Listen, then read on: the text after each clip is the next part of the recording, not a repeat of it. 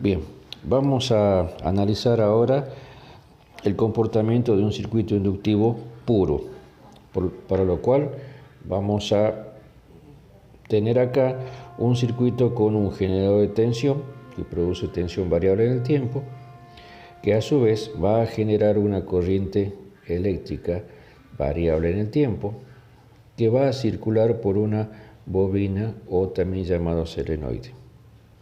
Recordemos que el paso de la corriente por la bobina genera una fuerza electromotriz que se opone a la variación de corriente en el tiempo.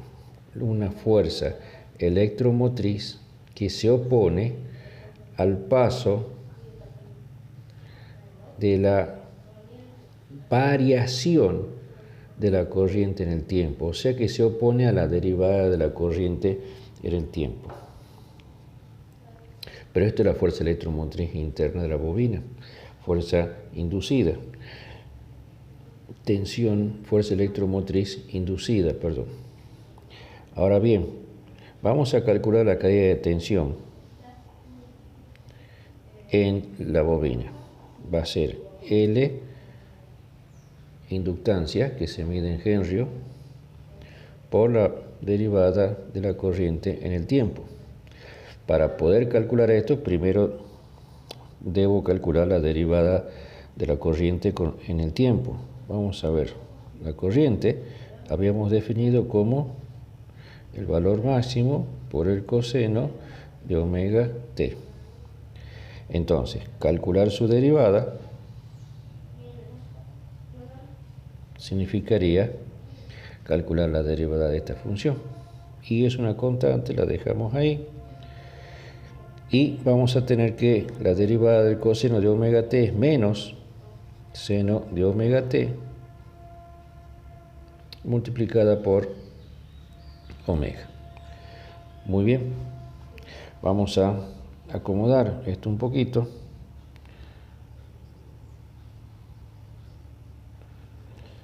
Y tendríamos corriente, le vamos a poner mejor así, vamos a cambiar esto, omega por corriente por el seno de omega t.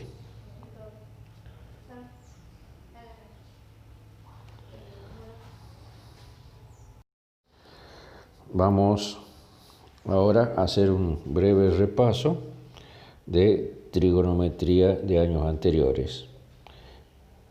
Menos seno de alfa es lo mismo que decir el coseno de alfa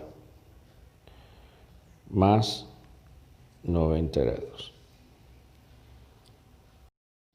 Esto fácilmente lo pueden verificar si ponemos números. Por ejemplo, el seno de 60 grados es lo mismo que el coseno de 60 más 90 sería 150. Si calculamos esto, el seno de 60 negativo sería menos 0,86. Y si calculamos el coseno de 150 nos daría menos 0,86. O sea que vale lo mismo. Bien, entonces habíamos quedado en que la derivada de la corriente respecto del tiempo era toda esta expresión. Y también que la caída de tensión en una bobina o en un solenoide dependía de la inductancia y la derivada de la corriente respecto del tiempo. Entonces, ese valor lo tenemos acá, por lo tanto vamos a reemplazar. Reescribiendo la tensión en la bobina, que es lo que me interesa, sería igual a L, inductancia, por la derivada, y voy a copiar esa derivada.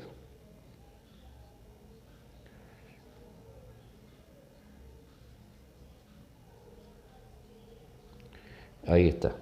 También habíamos visto que, voy a acomodar un poquito aquí, omega L, por ahí. Habíamos visto que el seno negativo de un ángulo también se podría escribir como el coseno de ese mismo argumento aumentado en 90 grados. También vimos que omega L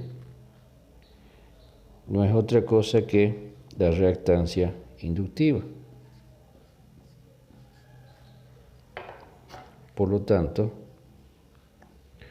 la caída de tensión o la tensión en los bornes de una bobina es la reactancia inductiva multiplicada por la corriente, y esto va a dar lugar a una tensión.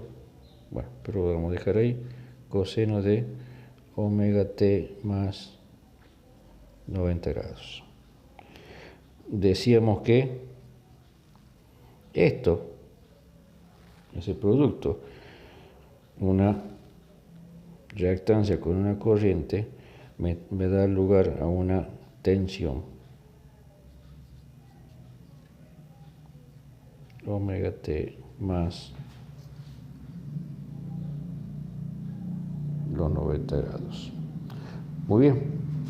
Ahora, como la corriente en función del tiempo estaba expresada como corriente máxima por coseno de omega t, y ahora descubrimos que la caída de tensión es tensión máxima por coseno de omega t más 90 grados,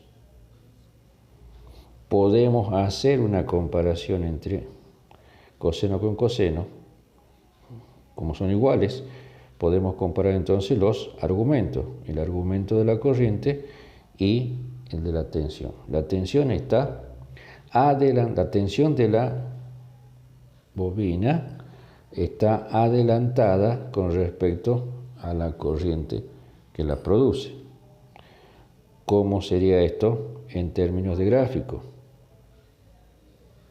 Sería de esta manera.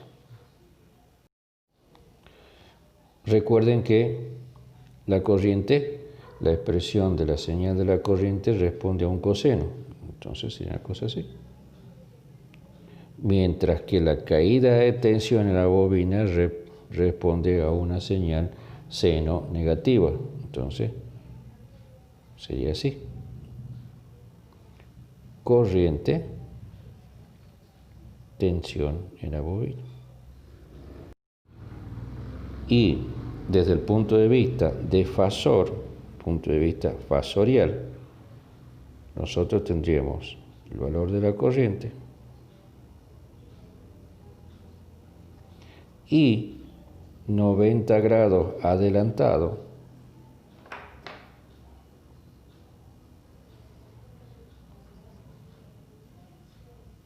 estaría el valor de la tensión.